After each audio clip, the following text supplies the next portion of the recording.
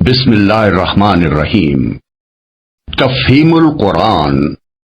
سید ابو الاعلی مودودی۔ سمع و بصر نے تفہیم القرآن کی مکمل 6 جلدوں کی آڈیو سی ڈی بھی تیار کی ہے۔ سمع و بصر نے کچھ اہل خیر کے تعاون سے مولانا سید ابو الاعلی مودودی رحمۃ اللہ علیہ کی مشہور تفسیر تفہیم القرآن کی 6 جلدوں کو 6 آڈیو سی ڈی MP3 کی شکل میں تیار کیا ہے۔ اس میں تلاوت عبد الرحمن الحذیفی کی ہے، ترجمہ اور سورتوں کا تعارف عظیم سرور کی آواز میں ہے، تفسیری حواشی سید سفیر حسن سبزواری اور پروفیسر عبد القدیر سلیم کی آواز میں ہے۔ پروگرام کے مطابق تمام تر تفسیری حواشی سفیر حسن صاحب ہی کو پڑھنا تھے، لیکن اس کام کے دوران میں ان کا انتقال ہو گیا اور وہ اپنے رب کے پاس چلے گئے۔ ان للہ و انا الیہ راجعون۔ ان کے بعد پروفیسر عبد القدیر سلیم کے تعاون سے اسے مکمل کیا گیا۔ اس کام میں جن افراد نے بھی حصہ لیا ہے ان کے لیے دعائے خیر کی درخواست ہے۔ بسم اللہ الرحمن الرحیم۔ دیباچہ۔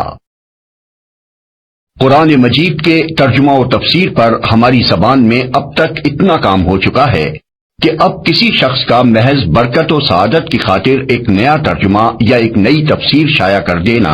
وقت اور محنت کا کوئی صحیح مصرف نہیں ہے۔ اس راہ میں مزید کوشش اگر معقول ہو سکتی ہے تو صرف اس صورت میں جبکہ آدمی کسی ایسی کسر کو پورا کر رہا ہو جو سابق مترجمین و مفسرین کے کام میں رہ گئی ہو، یا طالبین قرآن کی کسی ایسی ضرورت کو پورا کرے جو پچھلے تراجم و تفاسیر سے پوری نہ ہوتی ہو۔ ان صفات میں ترجمانی اور تفہیم قرآن کی جو صحیح کی گئی ہے وہ دراصل اسی بنیاد پر ہے۔ میں ایک مدت سے محسوس کر رہا تھا کہ ہمارے عام تعلیم یافتہ لوگوں میں روح قرآن تک پہنچنے اور اس کتاب پاک کے حقیقی مدعا سے روح شناس ہونے کی جو طلب پیدا ہو گئی ہے اور روز بروز بڑھ رہی ہے، وہ مترجمین و مفسرین کی قابل قدر مسائی کے باوجود ہنوز تشنا ہے۔ اس کے ساتھ میں یہ احساس بھی اپنے اندر پا رہا تھا کہ اس تشنگی کو بجھانے کے لیے کچھ نہ کچھ خدمت میں بھی کر سکتا ہوں۔ انہی دونوں احساسات نے مجھے اس کوشش پر مجبور کیا جس کے ثمرات ہدیہ ناظرین کیے جا رہے ہیں۔ اگر فی الواقع میری یہ حقیر پیشکش لوگوں کے لیے فہم قرآن میں کچھ بھی مددگار ثابت ہوئی تو یہ میری بڑی خوش نصیبی ہوگی۔ اس کام میں میرے پیش نظر علماء اور محققین کی ضروریات نہیں ہیں اور نہ ان لوگوں کی ضروریات ہیں جو عربی زبان اور علوم دینیہ کی تحصیل سے فارغ ہونے کے بعد قرآن مجید کا گہرا تحقیقی مطالعہ کرنا چاہتے ہیں۔ ایسے حضرات کی پیاس بجھانے کے لیے بہت کچھ سامان پہلے سے موجود ہے۔ میں جن لوگوں کی خدمت کرنا چاہتا ہوں وہ اوسط درجے کے تعلیم یافتہ لوگ ہیں جو عربی سے اچھی طرح واقف نہیں ہیں اور علوم قرآن کے وسیع ذخیرے سے استفادہ کرنا جن کے لیے ممکن نہیں ہے۔ انہی کی ضروریات کو میں نے پیش نظر رکھا ہے۔ اس وجہ سے بہت سے ان تفسیری مباحث کو میں نے سرے سے ہاتھ ہی نہیں لگایا جو علم تفسیر میں بڑی اہمیت رکھتے ہیں مگر اس طبقے کے لیے غیر ضروری ہیں۔ پھر جو مقصد میں نے اس کام میں اپنے سامنے رکھا ہے وہ یہ ہے کہ ایک عام ناظر اس کتاب کو پڑھتے ہوئے قرآن کا مفہوم و مدعا بالکل صاف صاف سمجھتا چلا جائے اور اس سے وہی اثر قبول کرے جو قرآن اس پر ڈالنا چاہتا ہے۔ نیز دوران مطالعہ میں جہاں جہاں اسے الجھنیں پیش آ سکتی ہوں وہ صاف کر دی جائیں اور جہاں کچھ سوالات اس کے ذہن میں پیدا ہوں ان کا جواب اسے بر وقت مل جائے۔ یہ میری کوشش ہے۔ اب اس امر کا فیصلہ عام ناظرین ہی کر سکتے ہیں کہ میں اس میں کہاں تک کامیاب ہوا ہوں۔ بہرحال یہ حرف آخر نہیں ہے۔ ہر ناظر سے میری درخواست ہے کہ جہاں کوئی تشنگی محسوس ہو یا کسی سوال کا جواب نہ ملے یا مدعا اچھی طرح واضح نہ ہو رہا ہو، اس سے مجھے مطلع کیا جائے تاکہ میں اس خدمت کو زیادہ سے زیادہ مفید بنا سکوں۔ علماء کرام سے بھی میں گزارش کرتا ہوں کہ مجھے میری غلطیوں سے آگاہ فرمائیں۔ چند الفاظ ترجمانی و تفہیم کے متعلق بھی۔ میں نے اس کتاب میں ترجمے کا طریقہ چھوڑ کر آزاد ترجمانی کا طریقہ اختیار کیا ہے۔ اس کی وجہ یہ نہیں ہے کہ میں پابندی لفظ کے ساتھ قرآن مجید کا ترجمہ کرنے کو غلط سمجھتا ہوں، بلکہ اس کی اصل وجہ یہ ہے کہ جہاں تک ترجمہ قرآن کا تعلق ہے، یہ خدمت اس سے پہلے متعدد بزرگ بہتر طریقے پر انجام دے چکے ہیں، اور اس راہ میں اب کسی مزید کوشش کی ضرورت باقی نہیں رہی ہے۔ فارسی میں حضرت شاہ ولی اللہ صاحب کا ترجمہ اور اردو میں شاہ عبد القادر صاحب، شاہ رفیع الدین صاحب، مولانا محمود الحسن صاحب، مولانا اشرف علی صاحب اور حافظ فتح محمد صاحب جالندری کے تراجم ان اغراض کو بخوبی پورا کر دیتے ہیں جن کے لیے ایک لفظی ترجمہ درکار ہوتا ہے، لیکن کچھ ضرورتیں ایسی ہیں جو لفظی ترجمے سے پوری نہیں ہوتی اور نہیں ہو سکتی، انہی کو میں نے ترجمانی کے ذریعے سے پورا کرنے کی کوشش کی ہے۔ لفظی ترجمے کا اصل فائدہ یہ ہے کہ آدمی کو قرآن کے ہر لفظ کا مطلب معلوم ہو جاتا ہے، اور وہ ہر آیت کے نیچے اس کا ترجمہ پڑھ کر جان لیتا ہے کہ اس آیت میں یہ کچھ فرمایا گیا ہے۔ لیکن اس فائدے کے ساتھ اس طریقے میں کئی پہلو نقص کے بھی ہیں جن کی وجہ سے ایک غیر عربی دان ناظر قرآن مجید سے اچھی طرح مستفید نہیں ہو سکتا۔ پہلی چیز جو ایک لفظی ترجمے کو پڑھتے وقت محسوس ہوتی ہے وہ روانی عبارت، زور بیان، بلاغت زبان اور تاثیر کلام کا فقدان ہے۔ قرآن کی سطروں کے نیچے آدمی کو ایک ایسی بے جان عبارت ملتی ہے جسے پڑھ کر نہ اس کی روح وجد میں آتی ہے، نہ اس کے رونگٹے کھڑے ہوتے ہیں، نہ اس کی آنکھوں سے آنسو جاری ہوتے ہیں، نہ اس کے جذبات میں کوئی طوفان برپا ہوتا ہے، نہ اسے یہ محسوس ہوتا ہے کہ کوئی چیز عقل و فکر کو تسخیر کرتی ہوئی قلب و جگر تک اترتی چلی جا رہی ہے۔ اس طرح کا کوئی تاثر رونما ہونا تو درکنار، ترجمے کو پڑھتے وقت تو بسا اوقات آدمی یہ سوچتا رہ جاتا ہے کہ کیا واقعی یہی وہ کتاب ہے جس کی نظیر لانے کے لیے دنیا بھر کو چیلنج دیا گیا تھا۔ اس کی وجہ یہ ہے کہ لفظی ترجمے کی چھلنی صرف دوا کے خشک اجزاء ہی کو اپنے اندر سے گزرنے دیتی ہے، رہی ادب کی وہ تیز و تند اسپرٹ جو قرآن کی اصل عبارت میں بھری ہوئی ہے، اس کا کوئی حصہ ترجمے میں شامل نہیں ہونے پاتا، وہ اس چھلنی کے اوپر ہی سے اڑ جاتی ہے۔ حالانکہ قرآن کی تاثیر میں اس کی پاکیزہ تعلیم اور اس کے عالی قدر مضامین کا جتنا حصہ ہے، اس کے ادب کا حصہ بھی اس سے کچھ کم نہیں ہے۔ یہی تو وہ چیز ہے جو سنگ دل سے سنگ دل آدمی کا دل بھی پگھلا دیتی تھی، جس نے بجلی کے کڑکے کی طرح عرب کی ساری زمین ہلا دی تھی، جس کی قوت تاثیر کا لوہا اس کے شدید ترین مخالفین تک مانتے تھے اور ڈرتے تھے کہ یہ جادو اثر کلام جو سنے گا وہ بالآخر نقد دل ہار بیٹھے گا۔ یہ چیز اگر قرآن میں نہ ہوتی اور وہ اسی طرح کی زبان میں نازل ہوا ہوتا جیسی اس کے ترجموں میں ہم کو ملتی ہے، تو اہل عرب کے دلوں کو گرمانے اور نرمانے میں اسے ہرگز وہ کامیابی حاصل نہ ہو سکتی جو فی الواقع اسے حاصل ہوئی۔ لفظی ترجموں سے طبائع کے پوری طرح متاثر نہ ہو سکنے کی ایک وجہ یہ بھی ہے کہ ترجمے بالعموم بین السطور درج کیے جاتے ہیں، یا نئے طرز کے مطابق صفحے کو دو حصوں میں تقسیم کر کے ایک طرف کلام اللہ اور دوسری طرف ترجمہ لکھا جاتا ہے۔ یہ طریقہ اس غرض کے لیے تو عین مناسب ہے جس کی خاطر آدمی لفظی ترجمہ پڑھتا ہے، کیونکہ اس طرح ہر لفظ اور ہر آیت کے مقابلے میں اس کا ترجمہ ملتا جاتا ہے۔ لیکن اس کا نقصان یہ ہے کہ ایک آدمی جس طرح دوسری کتابوں کو پڑھتا اور ان سے اثر قبول کرتا ہے، اس طرح وہ ترجمہ قرآن کو نہ تو مسلسل پڑھ سکتا ہے اور نہ اس سے اثر قبول کر سکتا ہے،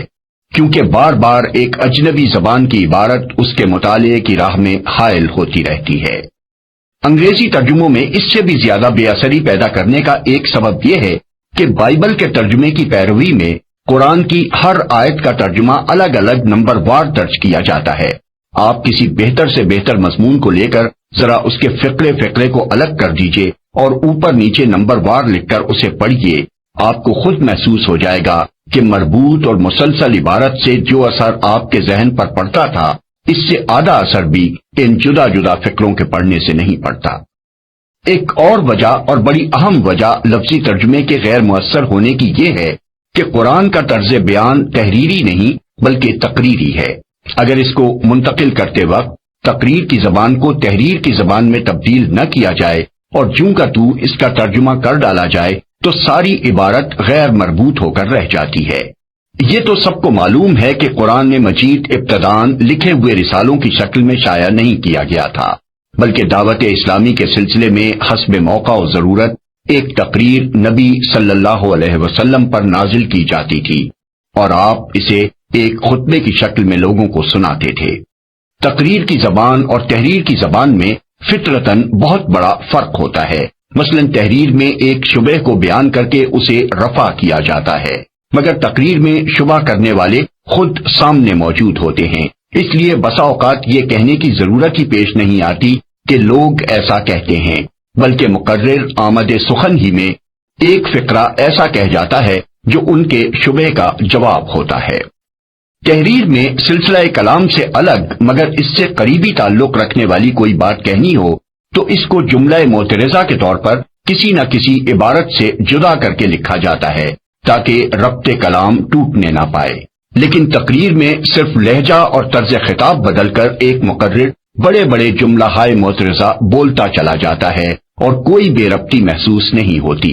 تحریر میں بیان کا تعلق ماحول سے جوڑنے کے لیے الفاظ سے کام لینا پڑتا ہے، لیکن تقریر میں ماحول خود ہی بیان سے اپنا تعلق جوڑ لیتا ہے اور ماحول کی طرف اشارہ کیے بغیر جو باتیں کہی جاتی ہیں ان کے درمیان کوئی خلا محسوس نہیں ہوتا۔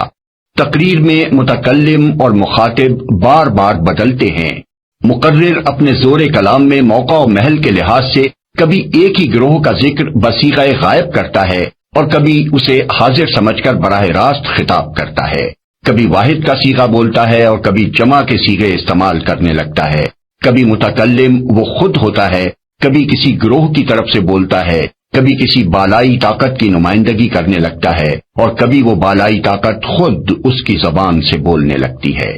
تقریر میں یہ چیز ایک حسن پیدا کرتی ہے، مگر تحریر میں آ کر یہی چیز بے جوڑ ہو جاتی ہے۔ یہی وجوہ ہیں جب کسی تقریر کو تحریر کی شکل میں لایا جاتا ہے تو اس کو پڑھتے وقت آدمی لازماً ایک طرح کی بے ربطی محسوس کرتا ہے، اور یہ احساس اتنا ہی بڑھتا جاتا ہے جتنا اصل تقریر کے حالات اور ماحول سے آدمی دور ہوتا جاتا ہے۔ خود قرآن عربی میں بھی ناواقف لوگ جس بے ربطی کی شکایت کرتے ہیں اس کی اصلیت یہی ہے۔ وہاں تو اس کو دور کرنے کے لیے اس کے سوا چارہ نہیں ہے کہ تفسیری حواشی کے ذریعے سے ربط کلام کو واضح کیا جائے، کیونکہ قرآن کی اصل عبارت میں کوئی کمی بیشی کرنا حرام ہے۔ لیکن کسی دوسری زبان میں قرآن کی ترجمانی کرتے ہوئے اگر تقریر کی زبان کو احتیاط کے ساتھ تحریر کی زبان میں تبدیل کر لیا جائے تو بڑی آسانی کے ساتھ یہ بے ربطی دور ہو سکتی ہے۔ علاوہ بری جیسا کہ ابھی میں اشارتاً عرض کر چکا ہوں، قرآن مجید کی ہر سورت دراصل ایک تقریر تھی جو دعوت اسلامی کے کسی مرحلے میں ایک خاص موقع پر نازل ہوتی تھی۔ اس کا ایک خاص پس منظر ہوتا تھا، کچھ مخصوص حالات اس کا تقاضا کرتے تھے اور کچھ ضرورتیں ہوتی تھیں جنہیں پورا کرنے کے لیے وہ اترتی تھی۔ اپنے اس پس منظر اور اپنی اس شان نزول کے ساتھ قرآن کی ان صورتوں کا تعلق اتنا گہرا ہے کہ اگر اس سے الگ کر کے مجرد الفاظ کا ترجمہ آدمی کے سامنے رکھ دیا جائے تو بہت سی باتوں کو وہ قطعاً نہیں سمجھے گا اور بعض باتوں کو الٹا سمجھ جائے گا، اور قرآن کا پورا مدعا تو شاید کہیں اس کے گرفت میں آئے گا ہی نہیں۔ قرآن عربی کے معاملے میں اس مشکل کو دور کرنے کے لیے تفسیر سے مدد لینی پڑتی ہے، کیونکہ اصل قرآن میں کسی چیز کا اضافہ نہیں کیا جا سکتا۔ لیکن دوسری زبان میں ہم اتنی آزادی برت سکتے ہیں کہ قرآن کی ترجمانی کرتے وقت کلام کو کسی نہ کسی حد تک اس کے پس منظر اور اس کے حالات نزول کے ساتھ جوڑتے چلے جائیں تاکہ ناظر کے لیے وہ پوری طرح بامانی ہو سکے۔ پھر ایک بات یہ بھی ہے کہ قرآن اگرچہ عربی مبین میں نازل ہوا ہے لیکن اس کے ساتھ وہ اپنی ایک مخصوص اصطلاحی زبان بھی رکھتا ہے۔ اس نے بکثرت الفاظ کو ان کے اصل لغوی معنی سے ہٹا کر ایک خاص معنی میں استعمال کیا ہے، اور بہت سے الفاظ ایسے ہیں جن کو وہ مختلف مواقع پر مختلف مفہومات میں استعمال کرتا ہے۔ پابندی لفظ کے ساتھ جو ترجمے کیے جاتے ہیں ان میں اس اصطلاحی زبان کی رعایت ملحوظ رکھنا بہت مشکل ہے، اور اس کے ملحوظ نہ رہنے سے بسا اوقات ناظرین طرح طرح کی الجھنوں اور غلط فہمیوں میں مبتلا ہو جاتے ہیں۔ مثلا ایک لفظ کفر کو لیجئے جو قرآن کی اصطلاح میں اصل عربی لغت اور ہمارے فقہاء و متکلمین کی اصطلاح دونوں سے مختلف معنی رکھتا ہے، اور پھر قرآن میں بھی ہر جگہ ایک ہی معنی میں استعمال نہیں ہوا ہے۔ کہیں اس سے مراد مکمل غیر ایمانی حالت ہے، کہیں یہ مجرد انکار کے معنی میں آیا ہے، کہیں اس سے محض ناشکری اور احسان فراموشی مراد لی گئی ہے، کہیں مقتضیات ایمان میں سے کسی کو پورا نہ کرنے پر کفر کا اطلاق کیا گیا ہے، کہیں اعتقادی اقرار مگر عملی انکار یا نافرمانی کے لیے یہ لفظ بولا گیا ہے، کہیں ظاہری اطاعت مگر باطنی بے اعتقادی کو کفر سے تعبیر کیا گیا ہے۔ ان مختلف مواقع پر اگر ہم ہر جگہ کفر کا ترجمہ کفر ہی کرتے چلے جائیں یا اور کسی لفظ کا التزام کر لیں تو بلا شبہ ترجمہ اپنی جگہ صحیح ہوگا، لیکن ناظرین کہیں مطلب سے محروم رہ جائیں گے، کہیں کسی غلط فہمی کا شکار ہوں گے اور کہیں خلجان میں پڑ جائیں گے۔ لفظی ترجمے کے طریقے میں کسر اور خامی کے یہی وہ پہلو ہیں جن کی تلافی کرنے کے لیے میں نے ترجمانی کا ڈھنگ اختیار کیا ہے۔ میں نے اس میں قرآن کے الفاظ کو اردو کا جامہ پہنانے کے بجائے یہ کوشش کی ہے کہ قرآن کی ایک عبارت کو پڑھ کر جو مفہوم میری سمجھ میں آتا ہے اور جو اثر میرے دل پر پڑتا ہے اسے حد الامکان صحت کے ساتھ اپنی زبان میں منتقل کر دوں۔ اسلوب بیان میں ترجمہ پن نہ ہو، عربی مبین کی ترجمانی اردو مبین میں ہو، تقریر کا ربط فطری طریقے سے تحریر کی زبان میں ظاہر ہو اور کلام الہی کا مطلب و مدعا صاف صاف واضح ہونے کے ساتھ اس کا شاہانہ وقار اور زور بیان بھی جہاں تک بس چلے ترجمانی میں منعکس ہو جائے۔ اس طرح کے آزاد ترجمے کے لیے یہ تو بہرحال ناگزیر تھا کہ لفظی پابندیوں سے نکل کر ادائے مطالب کی جسارت کی جائے، لیکن معاملہ کلام الہی کا تھا، اس لیے میں نے بہت ڈرتے ڈرتے ہی یہ آزادی برتی ہے۔ جس حد تک احتیاط میرے امکان میں تھی اس کو ملحوظ رکھتے ہوئے میں نے اس امر کا پورا اہتمام کیا ہے کہ قرآن کی اپنی عبارت جتنی آزادی بیان کی گنجائش دیتی ہے اس سے تجاوز نہ ہونے پائے۔ پھر چونکہ قرآن کو پوری طرح سمجھنے کے لیے ضروری ہے کہ اس کے ارشادات کا پس منظر بھی آدمی کے سامنے ہو، اور یہ چیز ترجمانی میں پوری طرح نمایاں نہیں کی جا سکتی تھی، اس لیے میں نے ہر سورے کے آغاز میں ایک دیباچہ لکھ دیا ہے جس میں اپنی حد تک پوری تحقیق کر کے یہ دکھانے کی کوشش کی ہے کہ وہ سورہ کس زمانے میں نازل ہوا، اس وقت کیا حالات تھے، اسلام کی تحریک کس مرحلے میں تھی، کیا اس کی ضروریات تھی اور کیا مسائل اس وقت درپیش تھے۔ نیز جہاں کہیں کسی خاص آیت یا مجموعہ آیات کی کوئی الگ شان نزول ہے وہاں میں نے اسے حاشیے میں بیان کر دیا ہے۔ حواشی میں میری انتہائی کوشش یہ رہی ہے کہ کوئی ایسی بحث نہ چھیڑی جائے جو ناظر کی توجہ قرآن سے ہٹا کر کسی دوسری چیز کی طرف پھیر دے۔ جتنے حاشیے بھی میں نے لکھے ہیں دو ہی قسم کے مقامات پر لکھے ہیں، ایک وہ جہاں مجھے محسوس ہوا کہ ایک عام ناظر اس جگہ تشریح چاہے گا یا اس کے ذہن میں کوئی سوال پیدا ہوگا یا وہ کسی شبے میں مبتلا ہو جائے گا، دوسرے وہ جہاں مجھے اندیشہ ہوا کہ ناظر اس جگہ سے سرسری طور پر گزر جائے گا اور قرآن کے ارشاد کی اصل روح اس پر واضح نہ ہوگی۔ جو لوگ اس کتاب سے پورا فائدہ اٹھانا چاہیں ان کو میں مشورہ دوں گا کہ پہلے ہر سورت کے دیباچے کو بغور پڑھ لیا کریں، اور جب تک وہ سورت ان کے زیر مطالعہ رہے وقتاً فوقتاً اس کے دیباچے پر نظر ڈالتے رہیں،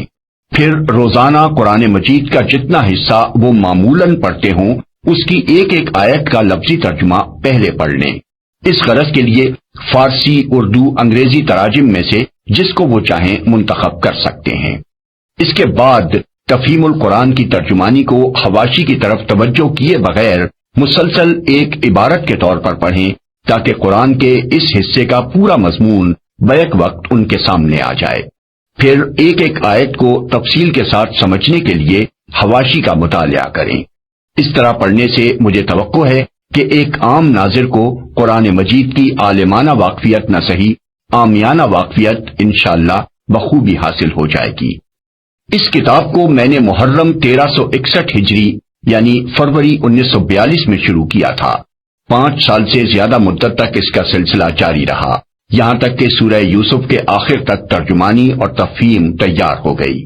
اس کے بعد پے در پے ایسے اسباب پیش آتے چلے گئے کہ مجھے نہ تو آگے کچھ لکھنے کا موقع مل سکا اور نہ اتنی فرصت ہی میسر آ سکی کہ جتنا کام ہو چکا تھا اسی کو نظر ثانی کر کے اس قابل بنا سکتا کہ کتابی صورت میں شائع ہو سکے۔ اب اسے حسن اتفاق کہیے یا سوء اتفاق، کہ اکتوبر 1948 میں یکایک مجھے پبلک سیفٹی ایکٹ کے تحت گرفتار کر کے جیل بھیج دیا گیا، اور یہاں مجھ کو وہ فرصت وہاں پہنچ گئی جو اس کتاب کو پریس میں جانے کے قابل بنانے کے لیے درکار تھی۔